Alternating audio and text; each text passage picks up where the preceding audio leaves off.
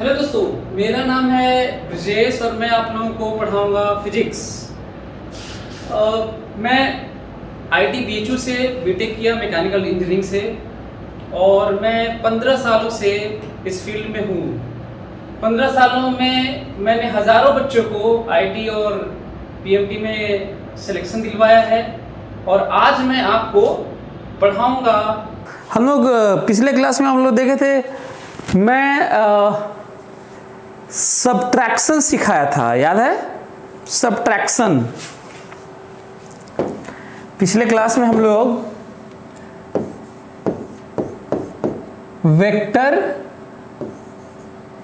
Subtraction सीखे थे, याद होगा ना?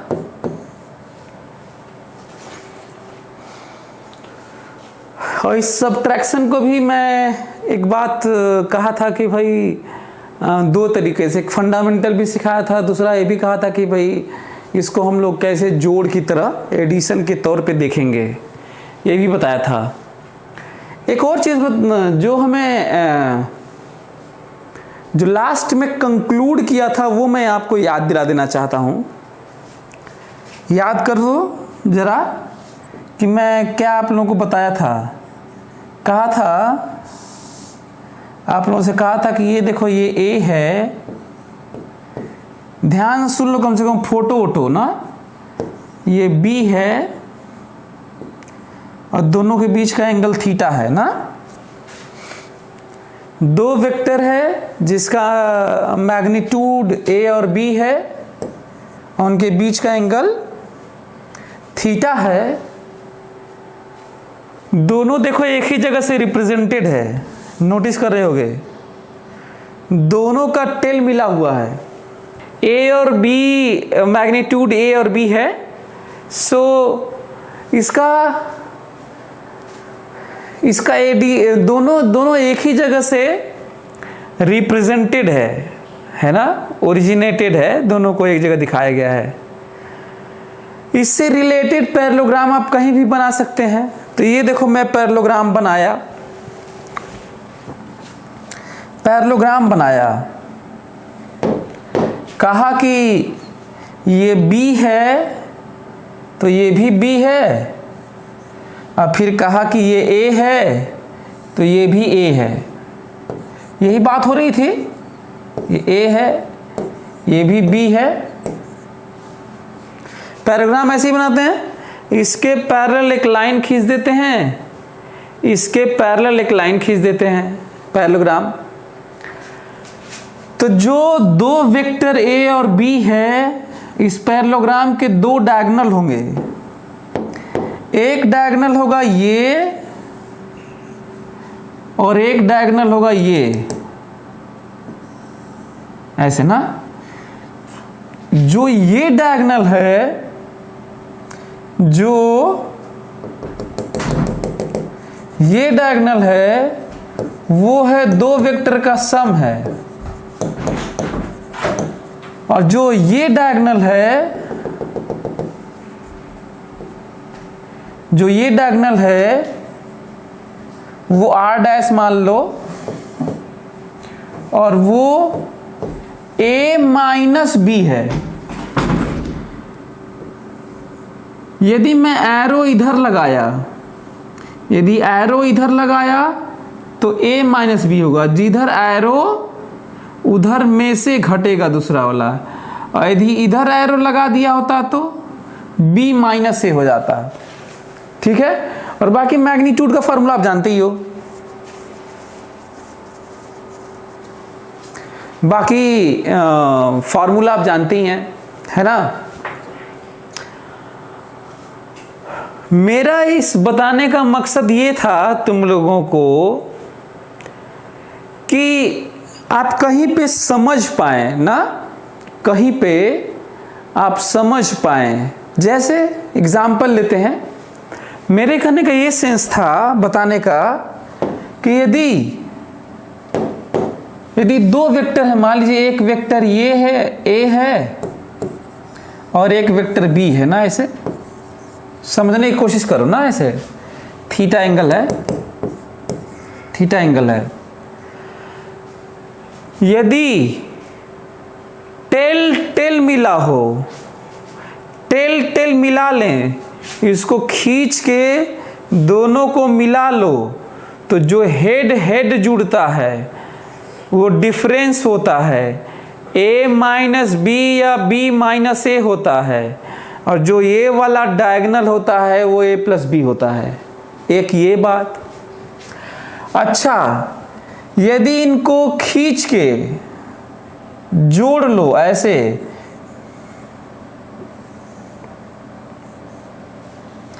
ये b है और ये a है, यदि इनके हेड हेड को जोड़ लिया जाए, टेल टेल नहीं, हेड हेड को जोड़ लिया जाए,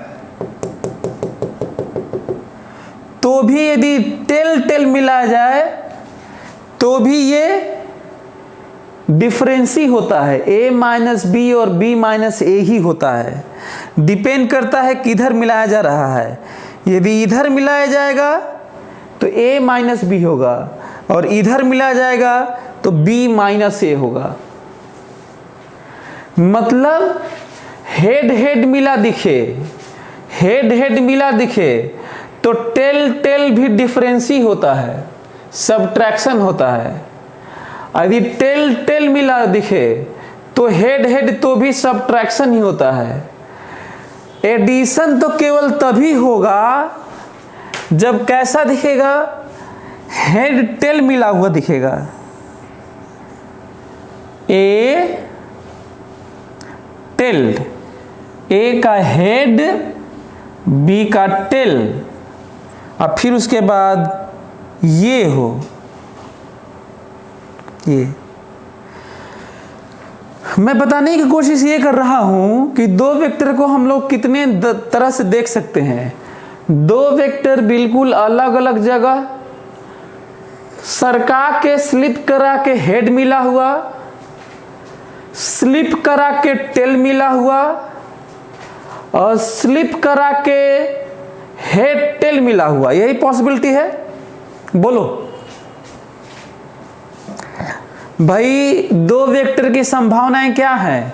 दो वेक्टर अलग अलग, एक ये संभावना है दिखने की, सरका के टेल टेल मिलवा दे इनको, इसको शिफ्ट करो। पैरेलल शिफ्ट करने से वेक्टर बदलते नहीं हैं, पैरेलल शिफ्ट करने से वेक्टर नहीं बदलते, तो हेड हेड मिला लो।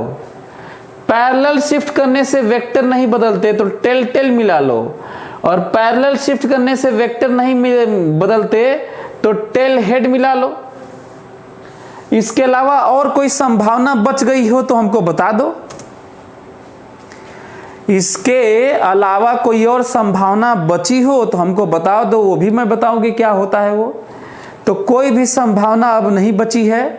दो vector separate, slide them to meet their head, to meet their tail and head tail. जब हेड टेल मिलाते हैं और बचे हुए एंड को ऐसे जोड़ते हैं तो सम होता है। जब टेल टेल मिलाते हैं तो हेड हेड डिफरेंस होता है। डिपेंड करता है एरो किधर बनाते हो, एरो इधर बनाते हो कि एरो इधर। एरो इधर बनाओगे तो a माइनस बी, एरो इधर बनाओगे तो b माइनस ए। यदि टेल टेल मिलाते हो तो हेड हेड हेड हेड मिला हुआ। यदि a की तरफ हेड बनाते हो इसका, इस डायगोनल का, तो भी डिफरेंस है इधर, तो हेड हेड डिफरेंस। हमको लगता है आप लोग समझ गए होंगे।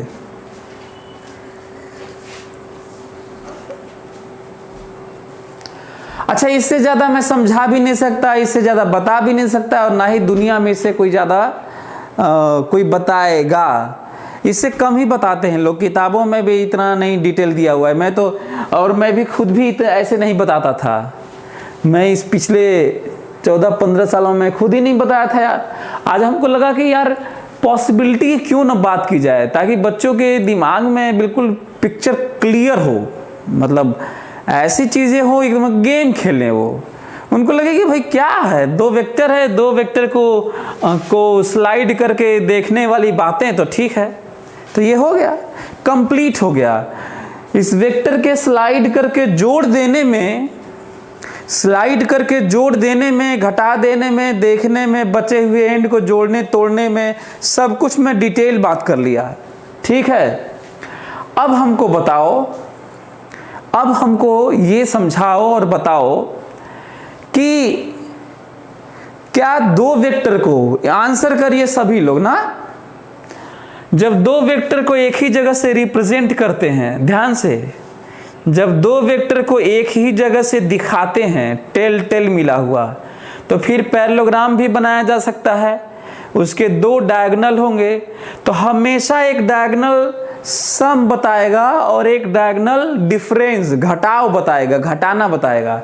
अब हमको बताओ, दो वेक्टर जोड़ने के बाद, उनका दो वेक्टर जोड़ने के बाद और पैरेललोग्राम बनने के बाद, ऐसे बताओ, दो वेक्टर के जोड़ का मैग्नीट्यूड ज्यादा होता है कि दो वेक्टर के डिफरेंस का? Reply fast.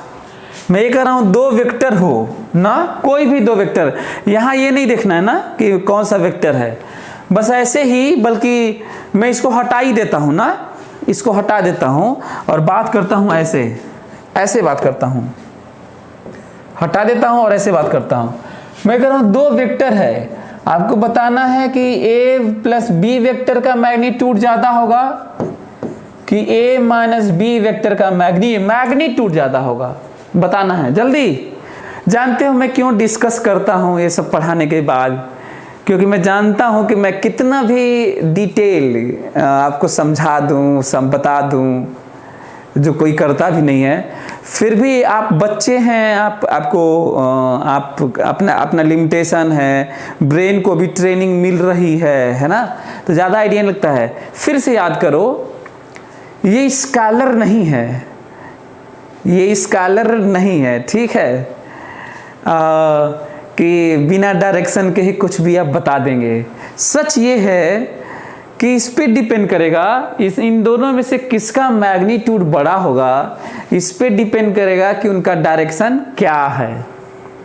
ठीक है, तो आप ऐसे, मैं कह दूं कि दो नंबर को जोड़ा गया है, स्कॉलर वाला भी ध्यान दे लो, जिसमें साइन मायने रखता है।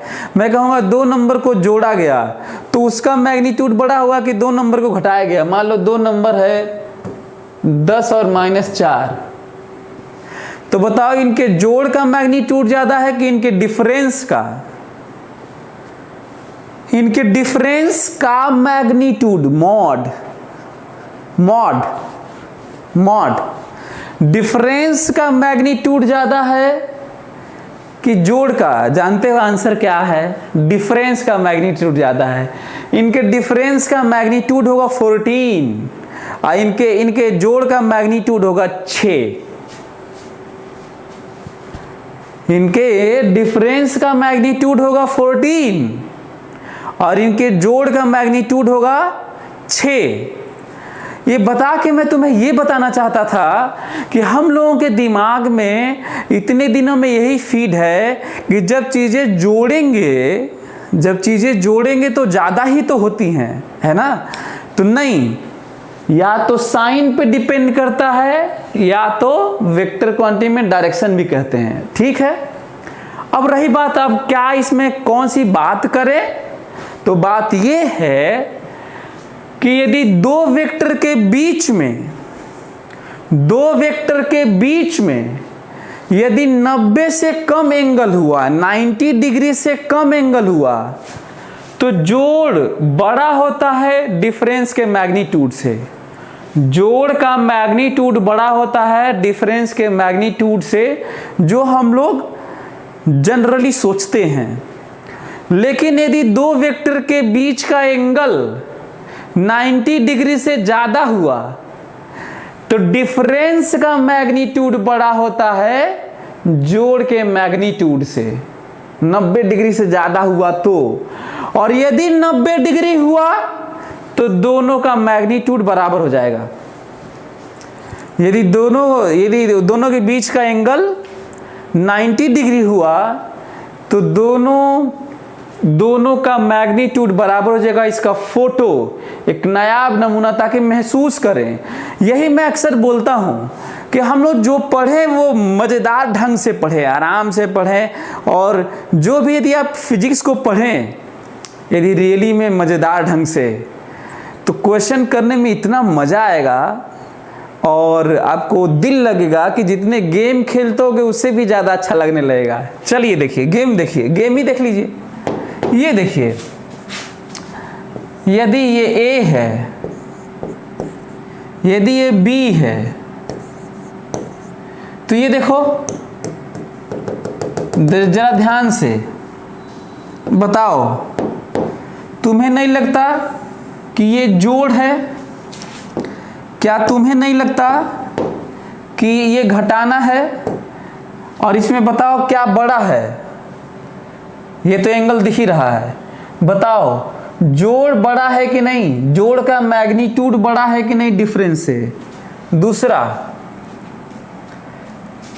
दूसरा देख लो, ये देखो, ये ए है, ये बी है। ध्यान से सुन लो मेरी बात, घबराना मत। ये देखो, पैरेललोग्राम तो बनाने आता ही होगा। जब ऐसे दो वेक्टर होंगे जिनके बीच का एंगल 90 से ज़्यादा होगा तो पैरेललोग्राम तो बनाने आता होगा ना भाई सबको। ऐसा तो नहीं कि पैरेललोग्राम भी नहीं बना पाते होगे, पैरेललोग्राम तो बना लेते होगे। पता है तुम्हें एक बात, जहां से ए है वहीं से बी हो, मतलब दोनों का टेल एक ही जगह हो, तो वहीं से वाला जो, जहां से ए हो वहीं से बी हो, तो वहीं से वाला डायगोनल सम होता है और दूसरा वाला डायगोनल डिफरेंस होता है। जहां से ए हो वहीं से बी हो, तो वहीं से वाला डायगोनल ए प्लस बी होता है और दूसरा वाला डायगोनल डिफरेंस होता है, ए माइनस बी होता है। अच्छा हाँ, इसमें तो एरो क्लियर है ऐसे, लेकिन इधर एरो लगा दोगे तो ए माइनस बी है और इधर एरो लगा दोगे तो बी माइनस है। हाँ, ये है ए, ये है बी। 90 डिग्री दिख ही रहा होगा तुम्हें, बोलो 90 डिग्री दिख ही रहा होगा। यदि मैं इसको कहूंगा इसको पैरेललोग्राम, इसका पैरेललोग्राम बनाओ, तो क्या करोगे? इसके पैरेलल ये खींचोगे और इसके पैरेलल ये खींचोगे। यही ना बनाया जाता है भाई, कि कुछ और किया जाता है? जहां से ए है वहीं से बी हो, तो वहीं से खींचा हुआ डायगोनल ए प्लस बी होता है और दूसरा वाला डायगोनल जो बचा हुआ डायगोनल है वो ए माइनस बी होता है। दोनों बराबर है। यहां पे देखो कौन ज्यादा है बताओ? यहां पर जब थीटा 90 से ज्यादा हो तो देखो डिफरेंस वाला मैग्नीट्यूड बड़ा है और सम वाला मैग्नीट्यूड कम है। मैं ये क्यों कर रहा हूं पता है? ताकि तुम लोग इसको गेम की तरह समझो, एंजॉय करो और जहां जरूरत पड़ेगी वहां पे तुम इसको डीपली समझने की कोशिश करो। तो क्या आप लोगों को ये बात समझ में आई? ये जो बात हो रही है, बोलो।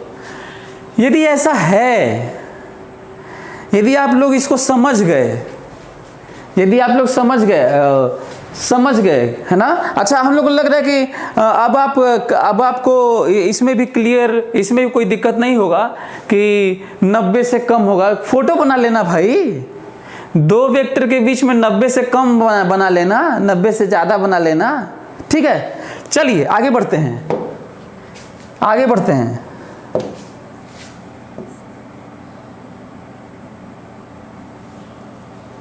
ध्यान से आगे बढ़ते हैं और समझने की कोशिश करते हैं।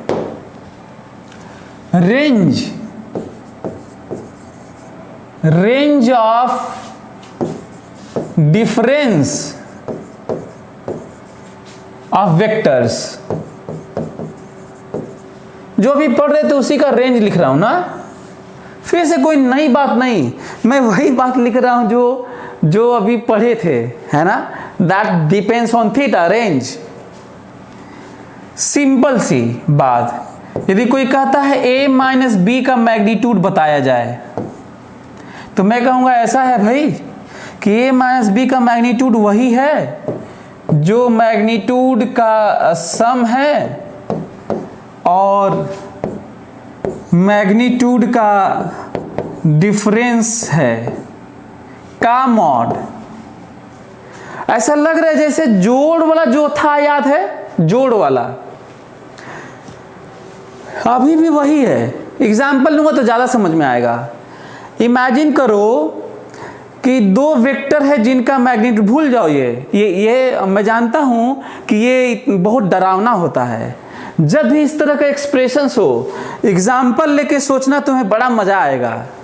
दो फोर्स है जिनका मैग्नीट्यूड 10 न्यूटन और 6 न्यूटन है, ठीक है, जिनका मैग्नीट्यूड 10 न्यूटन और 6 न्यूटन है। मैं कहूंगा इनका नेट क्या होगा, तो आंसर तो यही है कि नहीं बताया जा सकता, क्योंकि डायरेक्शन बताएंगे तभी रिजल्टेंट बताएंगे। पर यह तो बताया जा सकता है कि मैक्सिमम कितना संभव है, आंसर है 16। मिनिमम कितना संभव है, आंसर है 4। रेंज है 4 से लेकर 16, बात हो चुकी है। सिमिलरली यदि मैं कहूं कि इन दो फोर्स का डिफरेंस लिया जाए, force F1 minus force F2 का mod, force F1 minus F2 का मॉड की बात किया जाए, तो भी आंसर 4 से 16 ही है, अंतर नहीं है। हाँ ये है कि जो रेंज है ना, ये जो दिख रहा है ना, ये पहले ये मैक्सिमम, ये देखो अभी भी वैसे ही है, 10 और 6 मैक्सिमम 16, 10 और 6 मैक्सिमम मिनिमम 4। बस अंतर इतना है कि जब जोड़ते हैं ना, तो ये कब equality holds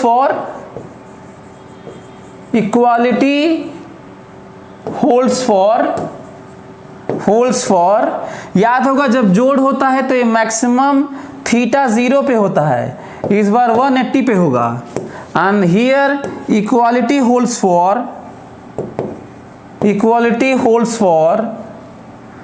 for theta 0 degree. हाँ उलट गया, क्यों उलट गया, क्योंकि डिफरेंस है ना यार, डिफरेंस है। यही मैं तुम्हें बताना चाहता था, यही मैं तुम्हें समझाना चाहता था। तो जल्दी से आप लोग इसको लिख लीजिए खटाक से और समझने की कोशिश करते हैं।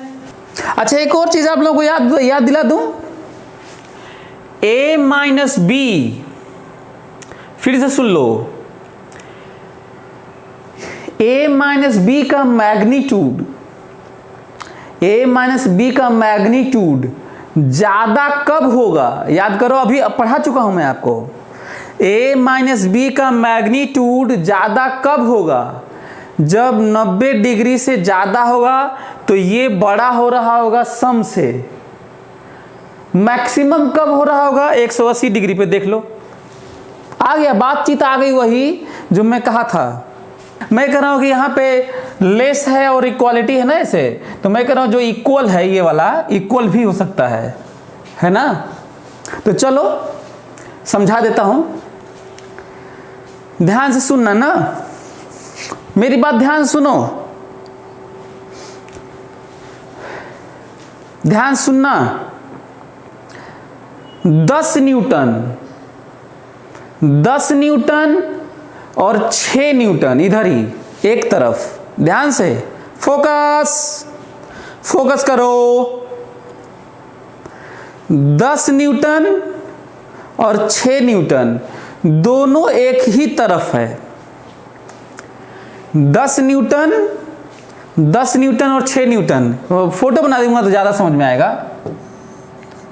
10 न्यूटन और 6 न्यूटन, और एक है 10 न्यूटन और 6 न्यूटन। ध्यान से, अलग अलग सिचुएशन है। 10 न्यूटन 6 न्यूटन, यदि मैं कहूं कि इन दोनों को जोड़ो, मैं इनको कहूंगा कि इन दोनों को जोड़ो, तो क्या कहोगे? 16 न्यूटन। अब मैं कहूंगा कि एक फोर्स में से एक फोर्स घटाओ, तो कहोगे 4 न्यूटन। बोलो। मैं कहूंगा कि इन दोनों फोर्स को जोड़ो, तो कहोगे 16 न्यूटन।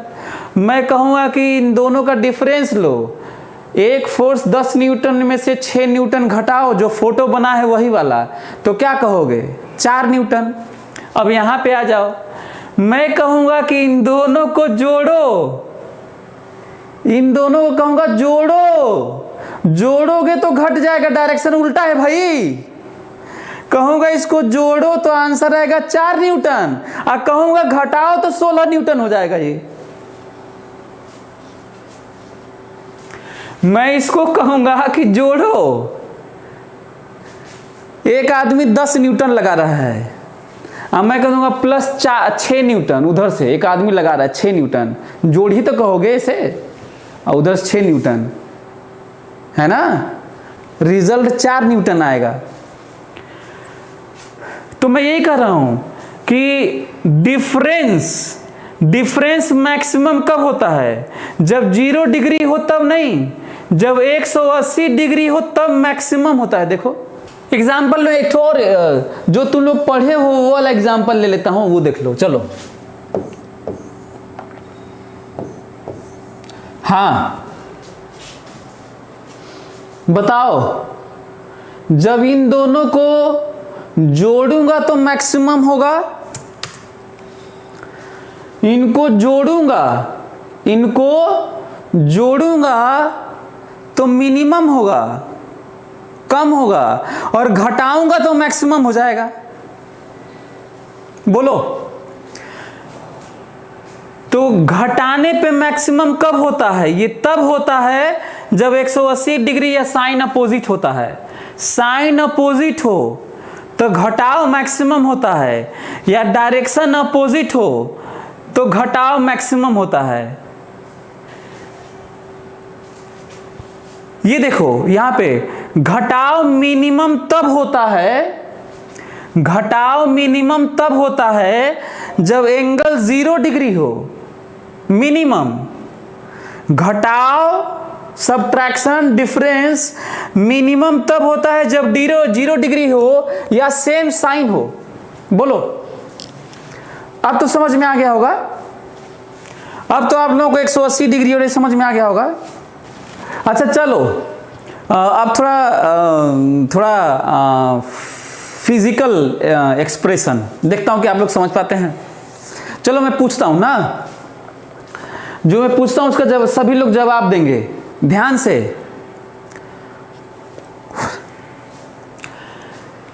पहले तो स्टेटमेंट सुन लो, उसके बाद ना, जब दो वेक्टर, फोकस करो मेरी बात पे, जब दो वेक्टर सेम डायरेक्शन में होते हैं तो जो करते हैं वही होता है। ध्यान से,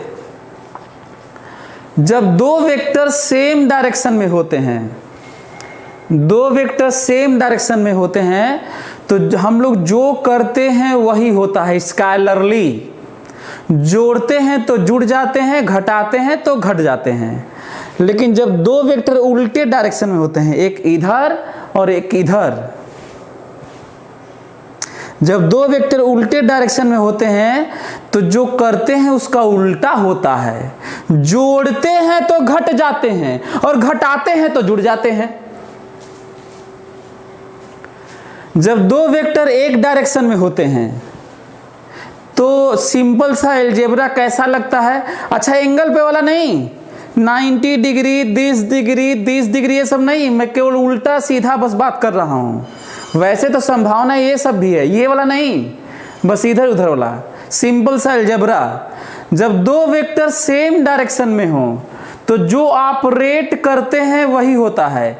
जोड़ते हैं तो जुड़ जाते हैं, घटाते हैं तो घट जाते हैं। लेकिन जब दो वेक्टर उल्टे डायरेक्शन में होते हैं तो जोड़ते हैं तो घट जाते हैं और घटाते हैं तो जुड़ जाते हैं।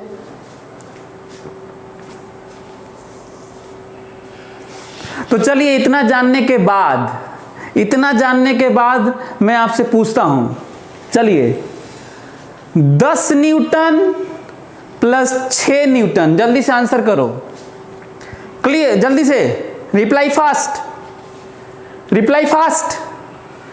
10 न्यूटन प्लस 6 न्यूटन, जल्दी। 10 न्यूटन माइनस 6 न्यूटन, जल्दी 10 न्यूटन माइनस 6 न्यूटन, जल्दी रिप्लाई फास्ट। दूसरा 10 Newton plus 6 Newton, reply fast. 10 Newton plus 6 Newton, जल्दी रिप्लाई फास्ट। अब हमको लग रहा है आप लोग समझ गए होंगे। a प्लस बी का भी वही रेंज होता है जितना a माइनस बी का होता है, बस वही होता है। a प्लस बी वाले में भी यहाँ वही लिखा गया था और यहाँ वही लिखा गया था, और माइनस वाले में भी यहाँ वही लिखा गया है और यहाँ वही लिखा गया है। बस अंतर इतना है कि वो a प्लस बी मैक्सिमम तब था जब यहाँ पे 0 था और मिनिमम तब था जब यहाँ पे 180 था। लेकिन अब इस बार माइनस बी में मैक्सिमम तब है जब 180 डिग्री है और मिनिमम तब है जब 0 डिग्री है। बोलो, अब तो समझ में आ गया होगा। जो नोट नहीं किया हो नोट कर लो जल्दी से। अच्छा, एक और चीज आप लोगों को याद दिला दूं। हाँ, यदि मान लो एक और चीज तुम लोगों को याद दिला देता हूं, थोड़ा अच्छा लगेगा।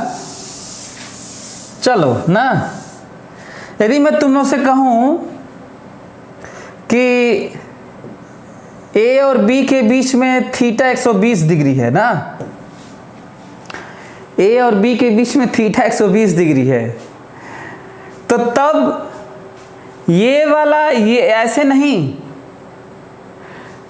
ध्यान सुनो, यदि मैं कह दूं थीटा 180 डिग्री है ना, यदि मैं ये कह दूं, ध्यान से मेरी बात ध्यान से सुनना ना, मैं ये कह दूं कि 180 डिग्री है, थीटा 180 डिग्री कह दूं, तो जानते हो क्या होगा?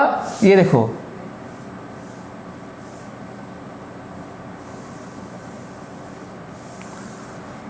ध्यान सुनना,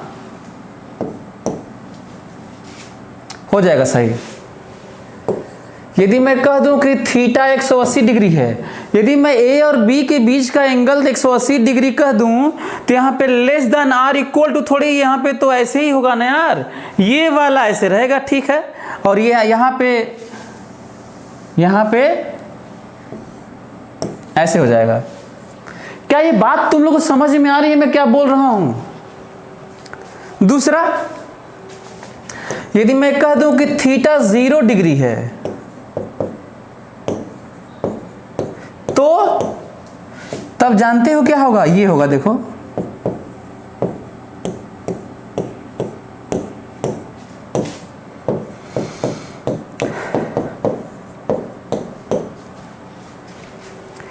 यहां पे केवल लेस होगा और यहां पे इक्वल होगा। फिर से कुछ पूछना मत, मैं क्योंकि जो मैं पढ़ाया हूं वही लिखवा रहा हूं। जब 0 डिग्री होगा तो यहां पे इक्वालिटी होगा। अब हर जगह वो तो जनरल सा ना लिखे थे यार, वो तो हम लोगों को एंगल नहीं पता था तो सारी पॉसिबिलिटी लिखे थे ना। फिर से, जब आपको एंगल मालूम न हो तो सारी संभावनाएं लिखेंगे। तो शुरू में जो लेस देन और इक्वल टू लिखे थे, वो तो सारी संभावना न लिखे थे। अब जब मैं कह रहा हूं कि 180 डिग्री है, तब तो तुम्हें सोच के न लिखना पड़ेगा कि 180 डिग्री पे यहाँ पे इक्वालिटी ही होगा, लेस थोड़ी होगा। और यहाँ पे इक्वालिटी नहीं हुआ क्योंकि 0 तो है नहीं, यहां भी तो इक्वालिटी नहीं होगा, 0 तो है नहीं, तो ग्रेटर होगा। अब 0 डिग्री है तो आपको पता है कि यहाँ पे इक्वालिटी होगा, और क्योंकि 180 नहीं है, 180 पे इक्वालिटी होता है, तो बचा हुआ लेस ही तो होगा।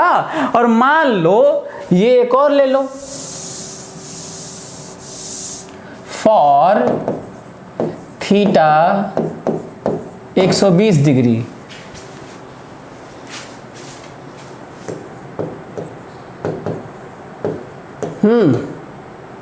क्या करूं बताओ, यहां पे क्या करूं?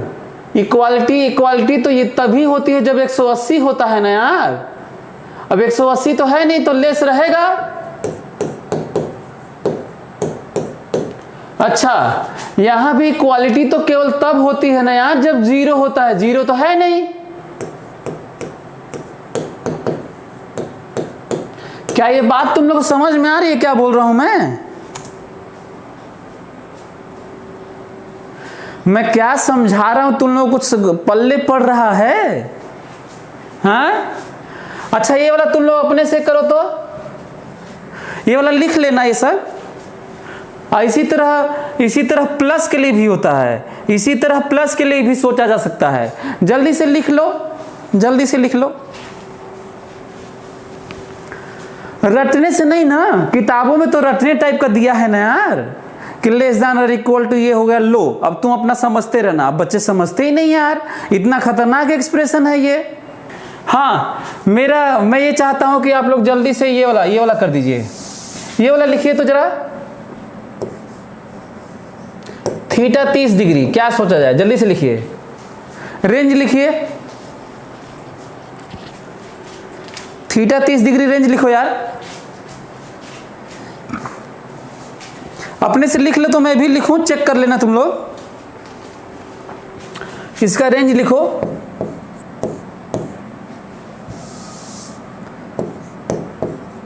इसका रेंज लिखो, इसका जल्दी। अब मैं यहां सोच रहा हूं ना, मैं ये सोच रहा हूं कि भाई यहां पे तो याद है कि भाई a प्लस बी, पहले तो ये लिख लो भाई, मैक्सिमम वाली बात है ये। तो मैं सोच रहा हूं कि भाई 180 डिग्री होता है तो इक्वालिटी होता है। जब 180 डिग्री नहीं है, बस 180 डिग्री नहीं है, बस ध्यान से सुनो मेरी बात, ध्यान सुनो। यदि एंगल आपको मालूम है, यदि 180 डिग्री है, फोकस करो मेरी बात पे, फोकस। यदि 180 डिग्री है तो केवल इक्वल होगा। यदि 180 डिग्री नहीं कुछ और है तो केवल लेस होगा। आज जब पता ही नहीं है कि 180 डिग्री है कि नहीं है, तब तो मजबूरी है दोनों लिखना, लेस देन और इक्वल होगा। फिर से मैं ये कह रहा हूं कि यदि 180 डिग्री होगा, पता है कि 180 डिग्री है, दिया है, तो केवल इक्वल होगा। ये नहीं होगा, ये जो ये एरो है ना ऐसे, लेस देन नहीं, केवल इक्वल होगा, केवल। यदि 179 डिग्री है, 90 डिग्री है, 120 डिग्री है, 75 डिग्री है, 26 डिग्री है, 2 डिग्री है, 0 डिग्री है, 1 डिग्री है, 3.5 डिग्री है, 180 डिग्री नहीं है, 180 डिग्री नहीं है, बाकी कोई भी डिग्री है, केवल लेस होगा। मान लो 180 भी पता नहीं है कि 180 है कि नहीं है, कुछ और 180 है कि नहीं है, कुछ नहीं मालूम है, तब तो हम लोग को ये भी नहीं मालूम है कि यहाँ पे लेस लिखें कि इक्वल लिखें, इसीलिए दोनों लिखा जाता है। तो जब मालूम नहीं होता है तो सारी संभावनाएं लिखी जाती हैं। अब सुनो, अब यहां सुनो, अब तुम्हें पता है कि मिनिमम तो यही होता है, तुम्हें पता है कि जोड़ घटाना दोनों का मिनिमम यही होता है, और जोड़ घटाना दोनों का मैक्सिमम यही होता है, ये तो मालूम ही है तुमको। लेकिन प्रॉब्लम कहां पे है? यदि घटाना वाला है तो यहां पे 0 पे इक्वालिटी होती है और 180 पे यहां पे होती है। यदि 0 है तो इक्वल होगा। यदि 0 है तो इक्वल होगा, और यदि जीरो नहीं है तो ग्रेटर होगा, ग्रेटर। और पता नहीं है कि जीरो है कि नहीं है, कोई ना दे, कोई ना बताए कि हम, कोई कह दे हम नहीं बताएंगे कि ए और बी के बीच में कितना एंगल है, जीरो है कि नहीं है, तब तो सारी संभावनाएं लिखोगे, तब लिखोगे ग्रेटर देन और इक्वल टू, क्योंकि मालूम नहीं है ना, दोनों हो सकता है ना यार। फिलहाल क्योंकि जीरो नहीं है, केवल जीरो पर इक्वल होगा, ये है। बोलो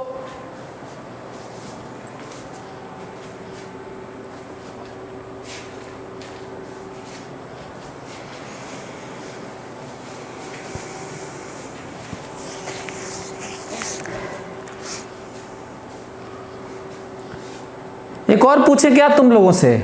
चलो तो एक और बता लो यार, हमें आगे बढ़ने का कोई शौक नहीं है, समझ रहे हो ना। चलो हाँ हाँ, बताओ, ध्यान देना, यहाँ प्लस है। चलो बताओ, रेंज बताओ इसका। आपको पता है कि मैक्सिमम यही होता है और मिनिमम आपको पता है कि यही होता है। बोलो डबल मॉड। याद है सम में यहाँ पे इक्वालिटी कब होता है? जीरो पे ना, ये सम है ना, ये देखो सम है, इक्वालिटी जीरो और इक्वालिटी 180। अब बताओ, जीरो रहता तो इक्वल और कुछ और होता तो लेस देन, नहीं पता होता है इसीलिए लेस देन और इक्वल टू लिखते हैं। बताओ पता है कि नहीं? जीरो तो नहीं है, लेस है। अच्छा, यहां पे 180 रहता है तो इक्वल और कुछ और रहेगा तो ग्रेटर देन। पता है कि 180 है, इक्वल। पता है कि 180 है,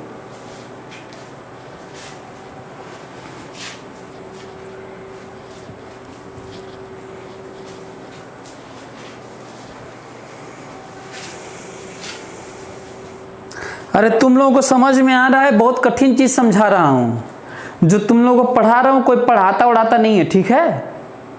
वीडियो बहुत सारे होंगे, देख लेना यूट्यूब पे, और देखते भी होंगे हमको लग रहा है। तो हमको लग रहा है कि आप लोग मेरी बात समझ रहे होंगे। इसका मैं अच्छा 120 डिग्री होता तो यहां पर लेस, लेस ऐसे ना, ग्रेटर, ये 0 डिग्री होता तो थीटा 0 डिग्री। हाँ जल्दी से लिखो तो,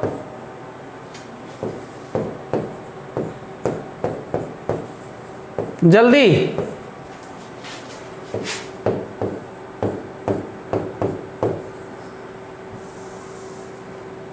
जल्दी, हाँ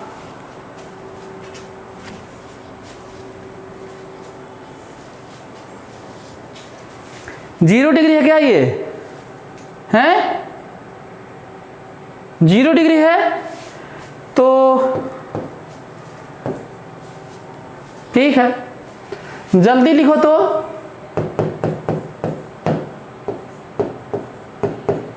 हाँ अंतिम है, अंतिम है, जल्दी जल्दी करो।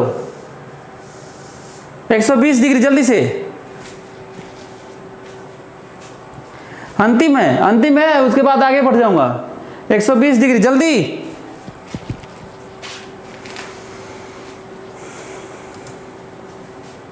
फटाक से, कम ऑन, फटाफट बताओ, याद करो। a plus B.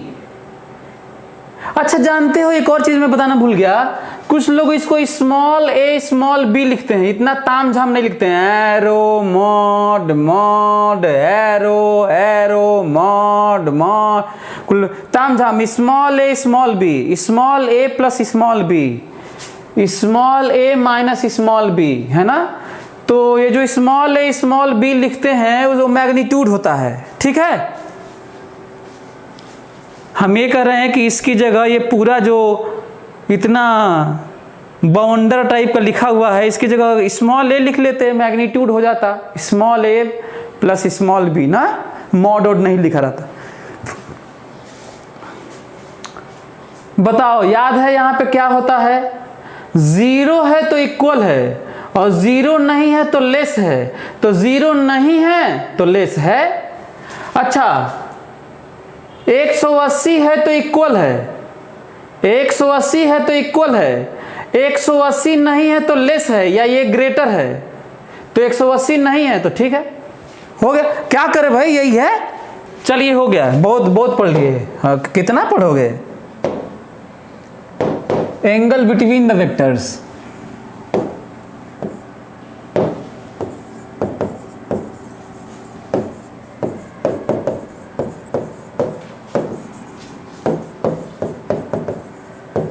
हाँ, एंगल बिटवीन द वेक्टर्स, जल्दी से लिखो तो।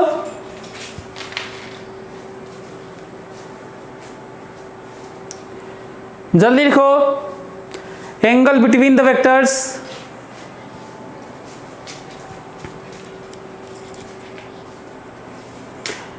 Angle between the direction of vectors is known as angle between the vectors. एक लाइन लिख लो, थोड़ा छोटा सा लिखो, angle between the direction of vectors, angle between the direction of vectors is known as angle between the vectors. Angle between the direction of vectors is known as angle between the vectors.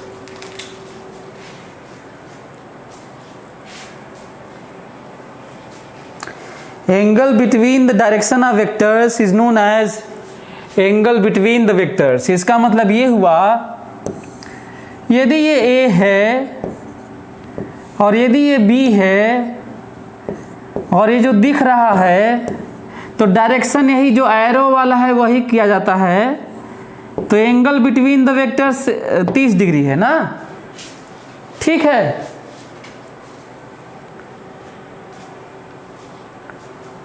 लेकिन यदि ये है A और ये है B और ये 120 degree है ना, तो ऐसा नहीं है, ऐसा नहीं है कि angle between the vectors 120 degree है। सो मैं ये कह रहा हूं कि वेक्टर A और वेक्टर B जो दिख रहा है, मैं कहूँगा कि इसका मान लो 10 न्यूटन है, ये 6 न्यूटन है, मैं कह दूँ कि इसका रिजल्टेंट का मैग्नीट्यूड बताओ, तो 16 तो कहोगे नहीं, तो बड़ा ये तो वेक्टर है ना यार, फार्मूला लगाना होगा। तो फार्मूला में क्या कहोगे? मान लो ये, अच्छा ऐसे मान लो 10 न्यूटन वेक्टर और 10 न्यूटन वेक्टर, तो फार्मूला क्या लिखोगे? √a² + b² + 2ab cos theta. तो थीटा की जरूरत है ना, where theta is angle between the vectors. तो ऐसा नहीं है कि फोटो में जो 120 डिग्री लिखा हुआ है वही रखना होता है, हमें वो रखना होता है जो दोनों वेक्टर के बीच का एंगल है। तो दोनों वेक्टर के बीच का एंगल 120 डिग्री नहीं है। कैसे मालूम कि दोनों के बीच का एंगल 120 डिग्री नहीं है? मैं बताता हूं कैसे मालूम। जब भी वेक्टर का टेल एक वेक्टर का हेड और एक वेक्टर का टेल जुड़ा हो और उनके लाइन के बीच जो एंगल बना हो वो एंगल होता ही नहीं। पकड़ो, हेड टेल जुड़ा हो, टेल हेड और उनके बीच का एंगल तो वो होता ही नहीं है। आपको इसको खिसकाना होगा। हमको ये बताओ कि ये भी A है कि नहीं। देखो, इसको पैरेलल खिसका दो ऐसे, बताओ। अब दोनों का टेल हो गया, ये A है तो ये भी तो A है यार, क्योंकि खिसकाने से वेक्टर बदल थोड़ी जाता है। ये भी A है, ये भी A है, ये भी A है, ये भी A है। तो ये जो टेल टेल जुड़ता है ना this direction and this direction, so theta 60 degree. तो जब जोड़ा जाएगा ना तो थीटा 60 डिग्री होगा, वो रखना होगा हमें। क्लियर? बोलो, मेरी बात समझ में आई? Angle between the vectors is 60 degree, not 120 degree. अच्छा यहां पे देखो, यहां पे टेल टेल ही था तो आराम था, टेल टेल था। मैं चाहता हूं जल्दी से ये सब लिख भी लीजिए आप लोग, है ना, फोटो वोटो बना लीजिए, लिख लीजिए। अब मैं चाहता हूं कि आप लोग जल्दी से बता दें, देखता हूं कि आप लोग बता पाते हैं। चलिए, हाँ, ये रहा ए और ये रहा बी। आप हमको ये बता दीजिए कि जरूरत पड़े हाँ जल्दी से बताइए, ए और बी के बीच का एंगल बताइए, जल्दी से ए और बी के बीच का एंगल बताइए, देखता हूं कितने लोग कर पाते हैं। हम करें, मैं कहूंगा ये 10 न्यूटन है, ये 10 न्यूटन है, कहूंगा जोड़ के बताओ नेट कितना न्यूटन है, तो फार्मूला क्या लगाओगे? √a² + b² + 2ab cos theta. तो थीटा जरूरत है ना यार, थीटा नहीं सही रखोगे तो गलत हो जाएगा ना यार। तो थीटा तो निकालना पड़ेगा, 230 आंसर थोड़ी है। 230 रख दोगे गलत हो जाएगा। हाँ, जो लिखा रहता है वही एंगल थोड़ी होता है वेक्टर के बीच का। तो करें, देखिए ध्यान से, मैं क्या कह रहा हूं, इसको अब आगे बढ़ा लेते हैं। क्या किया जाए, अब तो मजबूरी है ना, क्योंकि टेल हेड मिला हुआ तो होता नहीं है। चलिए अब थोड़ा आगे बढ़ा लेते हैं। ये देखो, खिसकाया,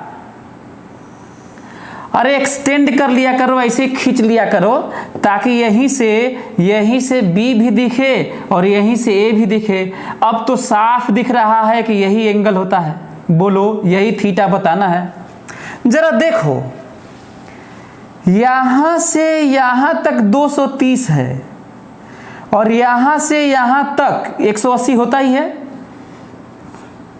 यहां से 180 है। तो बताओ 230 में से 180 घटा दोगे तो थीटा आ जाएगा ना यार 50 डिग्री। बोलो,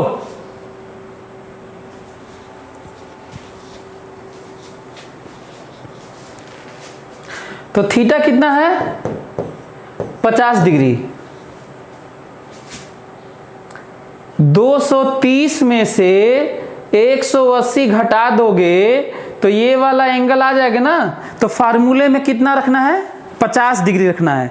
अच्छा, एक बताना भूल गया, दो वेक्टर को जोड़ना है तो √a² + b² + 2ab cos theta. घटाना है तो √a² + b² - 2ab cos theta. Plus minus का अंतर है, इतना पता ही है। तो जोड़ घटाना तो कोई कंफ्यूजन ही खत्म हो गया। थीटा का कंफ्यूजन है तो थीटा तो सही रखना होगा, वही थीटा सिखा रहा हूं मैं। तो क्या ये देखो, तो क्या ये दो वेक्टर के बीच का एंगल केवल 30 डिग्री होता है कि 330 डिग्री भी होता है? बोलो, जो फार्मूला है √, ये फार्मूला है ना भाई, इस फार्मूले में तो रखना पड़ेगा ना हम लोगों को। √a² + b² + 2ab cos theta, इसी को सही से यूज करने के लिए पढ़ भी रहे हैं। तो मैं क्या बता रहा हूं, दोनों सही है। 30 डिग्री यहां पे इस फार्मूले में 30 डिग्री रखोगे तो भी वही आंसर आएगा, और 330 डिग्री रखोगे तो भी वही आंसर आएगा। इसीलिए हम लोग, क्योंकि वही आता है, इसीलिए हम लोग छोटा वाला रख के काम चलाते हैं। यहां पे 30 डिग्री रखोगे तो भी वही आंसर आएगा, 330। दोनों के बीच का एंगल 30 डिग्री भी है, 330 डिग्री भी है। ठीक है, एक तो ये पॉइंट जान लो तुम। अच्छा, दूसरा, इसका मतलब जरूर यहां पे थीटा 60 डिग्री भी कहा जा सकता है और 300 डिग्री भी कहा जा सकता है। यहाँ पे 50 डिग्री भी कहा जा सकता है और 310 डिग्री भी कहा जा सकता है, और दोनों रख लो सही है। लेकिन हम लोग एक्यूट एंगल कन्वेंशन के तौर पे जो चलन है, जो प्रथा है, it is customary to take smaller angle as a angle between the vectors between the lines. Is it okay? Customary ये प्रथा है कि हम लोग छोटा वाला एंगल लेते हैं।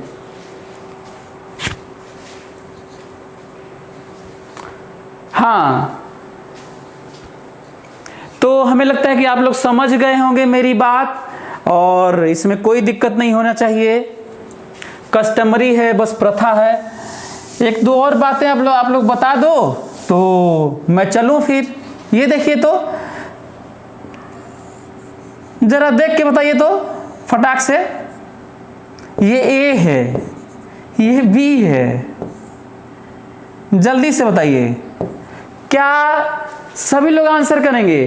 क्या ए और बी के बीच का एंगल 75 डिग्री है? आंसर है यस। क्यों जानते हो? देखो बढ़ा लेता हूं। जब टेल के बीच का एंगल टेल हो तो भी एंगल सही है, और हेड हो तो भी एंगल सही है।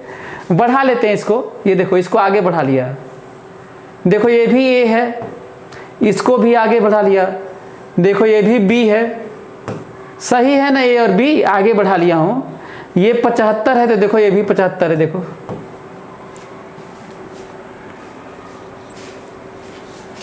देख लो भाई, बढ़ा। तुम क्या चाहते थे? बढ़ा के टेल बनाना चाहते थे ना। इसको आगे बढ़ाया तो टेल यहां आ गया, इसको भी आगे बढ़ाया तो टेल यहां पे आ गया। तो टेल चाहिए था ना तुम्हें। चलिए, आज का क्लास इट्स ओवर। आज हम लोग बहुत ज़्यादा नई चीज़ें सीखे, परसेप्शन सीखे, रेंज सीखे और समझने की कोशिश किए। और कभी भी हड़बड़ाहट नहीं होनी चाहिए। यदि हम लोग अच्छे से 2-4 चैप्टर पढ़ लेंगे, आपका ब्रेन इतना डेवलप कर दूंगा कि तुम खुद IIT PMT क्वालिफाई कर जाओगे। देख लेना। चलो, thank you so much. On IS2ON study is always on. Concepts के बेहतर रियलाइजेशन के लिए IS2ON पर बने रहिए।